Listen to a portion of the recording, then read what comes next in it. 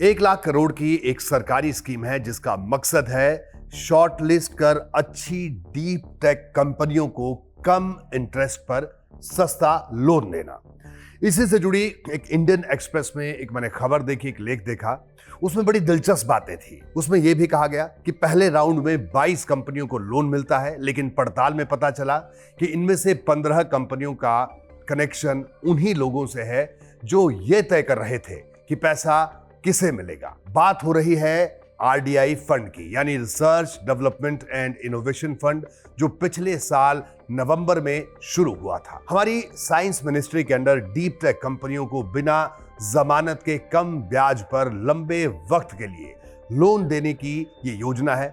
इसमें AI, quantum, space, defence, robotics जैसे sectors शामिल हैं। इंडियन एक्सप्रेस की रिपोर्ट के मुताबिक पहले राउंड में 124 एप्लीकेशंस आई, जिनमें से 22 कंपनियां चुनी गई थी और उन्हें कुल 2192 करोड़ रुपए का लोन दिया गया। लेकिन इन्हें चुनने वाली कमेटी में 12 लोग थे जो ज्यादातर प्राइवेट इक्विटी और टेक इंडस्ट्री के जाने पहचाने नाम हैं।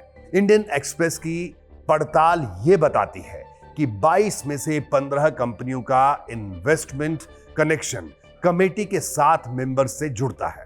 कमेटी के चेयरमैन सौरभ श्रीवास्तव अकेले 9 कंपनियों से जुड़े मिले, जबकि कंपनी नोकार्क रोबोटिक्स में तो उनकी खुद की हिस्सेदारी भी है। कांग्रेस सांसद प्रवीण चक्रवर्ती ने यह सवाल संसद में उठाया। सरकार ने जवाब में 7 नाम बता दिए, लेकिन अगले ही दिन सफाई भी दी कि चयन पूरी तरह मेरिट पर हुआ है। जिस मेंबर का जिस कंपनी से इंटरेस्ट जुड़ा था वो उसके फैसले से अलग हो गया था। ध्यान रखिए, इसमें किसी पर करप्शन साबित नहीं हुआ है, ना ही खुद चक्रवर्ती ऐसा कह रहे हैं और ना ही हम भी ऐसा कह रहे हैं। सवाल सिर्फ इतना है कि सिस्टम कितना ट्रांसपेरेंट है। यहां 2 फैक्ट्स आमने सामने हैं। पहला ये कि डीप टेक जैसी रिस्की सेक्टर में फैसला लेने के लिए आपको उन्हीं लोगों की जरूरत है जो इस इंडस्ट्री को अंदर से अच्छी तरह जानते हैं। उसका उसी इंडस्ट्री में पैसा लगा होना भी लाजमी है। यह एक दूसरा तर्क भी है।